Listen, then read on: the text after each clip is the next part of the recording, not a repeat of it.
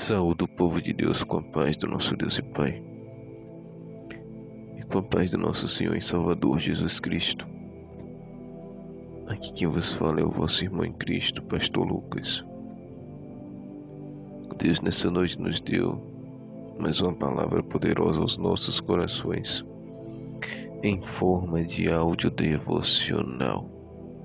Desde já peço perdão aos irmãos e às irmãs por estar enviando esse áudio um pouco mais tarde, mas Deus sabe os motivos e as razões. Deus nos conhece e sonda a mente e o coração de todos. Aleluia. A palavra de hoje encontra-se no livro de Atos dos Apóstolos, capítulo 10, que tem por tema o centurião Cornélio. O Senhor já me levou algumas vezes para esta palavra e agora novamente o Senhor me leva para esta palavra, mas hoje vamos estar lendo somente o versículo 8 e 9, que diz assim: E havendo-lhes contado tudo, os enviou a Jope. E no dia seguinte, indo eles seu caminho, e estando já perto da cidade, subiu Pedro ao terraço para orar, quase a hora sexta. Glória a Deus. Nós conhecemos bem essa história, a qual havia ali em Israel um centurião romano da corte romana italiana, chamado Cornélio. Havia em Cesareia, que faz parte de Israel. Aleluia. Este homem era piedoso, era temente a Deus com toda a sua casa.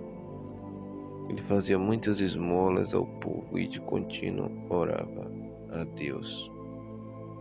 Um dos principais mandamentos que Jesus nos ensinou: orar sem cessar, orar e vigiar, porque o espírito está pronto, mas a carne é fraca, como verdadeiramente é. A carne às vezes não vai querer que a gente ore. A carne às vezes não vai querer que a gente leia. A carne às vezes não vai querer que a gente jejua. Vai fazer de tudo para atrapalhar as coisas de Deus. Mas o Espírito estando pronto, estando vivificado, estando alimentado, nós conseguimos vencer a nossa carne adâmica caída. Aleluia. Pelo Espírito de Deus que habita em nós. Porque é quando achamos que estamos fracos, aí é que estamos fortes. Porque o Senhor aperfeiçoou o seu poder na nossa fraqueza. Foi o que Paulo disse para o Senhor, e o que ele respondeu para o Senhor, e que o Senhor respondeu para ele foi isso. Paulo disse: Senhor, eu sou fraco. Quando eu não quero pecar, aí é que eu peco. Aquilo que eu não quero fazer, eu faço. E o que eu quero fazer para agradar o Senhor, eu não consigo fazer. Aleluia. E o Senhor disse: Paulo, a minha graça te basta. A minha graça te basta. O meu poder se aperfeiçoa na tua fraqueza. Quando tu acha que tu tá fraco, aí é que tu tá forte. Porque é na tua fraqueza que eu aperfeiçoo o meu poder em ti. É por isso que entendemos e percebemos que o Senhor só trabalha mais quando as situações estão bem difíceis, que a gente não vê nenhuma saída. Aí o Senhor entra em ação, porque o Senhor diz: a partir de agora, chegou num ponto que você não pode mais resolver. Agora deixa comigo, eu vou mostrar o meu poder na tua fraqueza, no teu limite, na tua alimentação. Na tua limitação eu vou mostrar o meu poder e a minha glória, como ele fez na vida de Lázaro, na vida do filho da viúva de Naim, na vida, aleluia, de Maria Madalena, na vida da filha de Lázaro, de Jairo, perdão, na vida da filha de Jairo, na vida da mulher do fluxo de sangue. Então, quando perdemos nossas forças, que não podemos fazer mais nada, é nessa hora que o Senhor entra em ação em nosso favor. Aleluia. Mas para tudo isso, temos que alimentar as coisas do Espírito. Assim como o Cornélio fazia, mesmo ele não sendo ainda batizado com o Espírito Santo e nas águas. Ele alimentava as coisas espirituais, praticava as obras espirituais de justiça e de retidão. Era piedoso, era temente a Deus com toda a sua casa. Não só ele, mas ele convenceu também toda a sua casa a temer a Deus, a servir a Jesus. E fazia muitas esmolas ao povo e de continuo orava a Deus. Então a oração é um fundamento muito importante. A oração com a leitura da palavra e com o jejum é 3 coisas fundamentais para o crescimento do crente. Para ele não ser enganado nas igrejas de hoje. Para ele não ser enganado com falsas profecias, com falsos profetas, com falsos mestres, com falsos líderes religiosos. Aleluia, é necessário ele ter uma vida de leitura, de oração e de jejum. Leitura somente da palavra de Deus, não leitura de teologia, porque aí quem lê teologia é mais enganado ainda do que aqueles que não lê.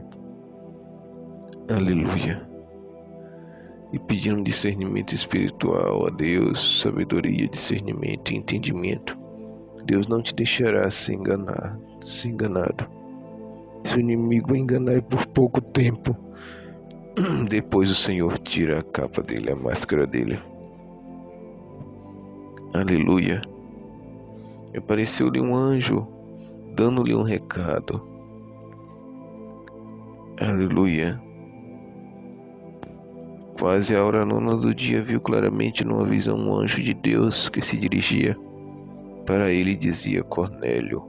Este fixou os olhos nele e, muito atemorizado, disse: Que é, Senhor? E o anjo lhe disse: As tuas orações e as tuas esmolas subiram. Tem subido para a memória diante de Deus. Como é lindo ouvirmos isso, né? Assim como o Senhor Jesus ouviu o Pai dizer: Tu és o meu filho amado, em quem eu me comprazo, em quem eu me alegro.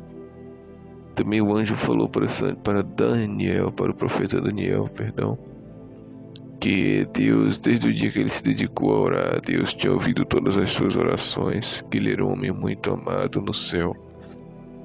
E isso regozija, completa a nossa alma quando recebemos um elogio da parte de Deus. Como o Senhor disse acerca de Jó: Vês o meu servo Jó, és reto e íntegro e se desvia do mal. Aleluia. Mas são tantas falhas em nós, né, que para Deus poder elogiar é difícil. Temos muita limitação em essa carne que nos impediu em ter o tempo inteiro de fazer as coisas de Deus. É uma guerra todo minuto, todo segundo, todo dia, é uma guerra entre o espírito e a carne, como Jesus falou.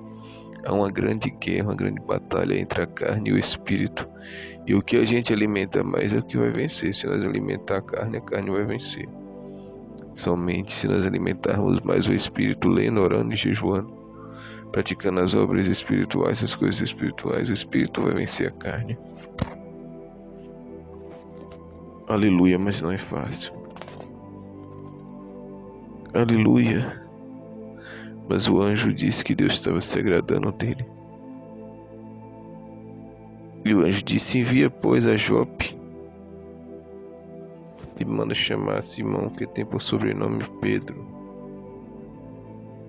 E ele chamou a 2 dos seus servos e a um piedoso soldado e os enviou a Jope. E qual foi o horário que ele estava orando? Um horário bíblico. Cornélio estava orando quase a hora 9 do dia, que é às 3 horas, né? É a oração da tarde. Aleluia. Pedro também se encontrava orando quando aqueles homens chegaram ali, quase a hora 6, que é meio-dia. O horário bíblico também, que eu creio que era o horário que Daniel orava. De manhã, de tarde, de noite, 3 vezes ao dia. Davi disse que ele orava também de manhã, na metade do dia e no final do dia, às 6 horas mais ou menos. Então que nós aprendemos que é um costume, é um princípio dos servos de Deus de orar 3 vezes ao dia, na primeira parte do dia, na metade do dia e no final do dia. Que em Israel nós sabemos que o dia vai para eles de 6 a 6. Não é de meia-noite a meia-noite como é aqui, mas é de 6 a 6. Então de 6 da manhã a 6 da noite a parte do dia passou. Aí das 6 da noite até as 6 do outro dia a parte da noite. Tanto que eu levo o dia desta forma, também considero o dia certo. Os horários certos é a partir de 6 horas. Para mim o dia começa às 6 horas e encerra às 6 horas, porque tudo em Israel Deus deixou da forma correta para a gente seguir como exemplo. Há coisas erradas, como em outros países, mas muita coisa aqui em Israel serve de exemplo para os outros países. Aleluia. Glorificado e exaltado seja o nome do Senhor. E ele enviou seus 2 servos e um piedoso soldado, e trouxe a Pedro, conhecido como Simão, que tinha por sobrenome Pedro.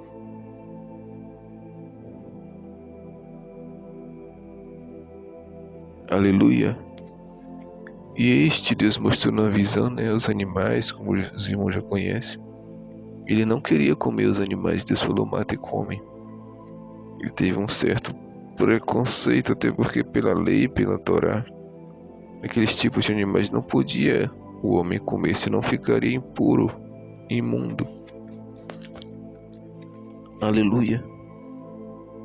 E Pedro, de uma forma lógica da lei, disse que não comeria, mas Deus não queria falar na verdade dos animais, mas sim daqueles que estavam lá esperando para receber a palavra. Pedro chega na porta, vê pecadores, publicanos, todo tipo de gente, que não fazia parte do meio judeu, não fazia parte do meio do povo dele. Ele quis voltar, mas Deus fez ele lembrar da visão: mata e come, não faça acepção de pessoas. Pedro pregou o evangelho de forma simples, sem teologia, sem exegese, sem escatologia, sem oratória, sem essas coisas da teologia, essas coisas modernas. Sem nada disso, nem estudo a Bíblia diz que Pedro não tinha. Mas quando ele abria a boca para pregar, era 4.000 almas, era 5.000 almas. Eram todos batizados com o Espírito Santo, como aconteceu na casa de Cornélio. Contou somente a história de Jesus, do nascimento dele, ou do início do seu ministério até o fim, até o dia da morte dele. E o Espírito Santo desceu, foram todos cheios e falaram novas línguas, foram batizados com o Espírito Santo. Oh, glória! E ali no mesmo dia Pedro falou para eles: se vocês receberam o Espírito Santo, a quem Deus deu para nós, então também não podemos negar a vocês o batismo nas águas, já que já receberam até o Espírito Santo assim como nós recebemos. Vocês já receberam o Espírito Santo, então não podemos negar o batismo nas águas. Batizaram nas águas. E ali, aquele servo que já era temente, piedoso, fazia esmola, orava de contínuo, ficou muito alegre, muito contente. Oh, aleluia.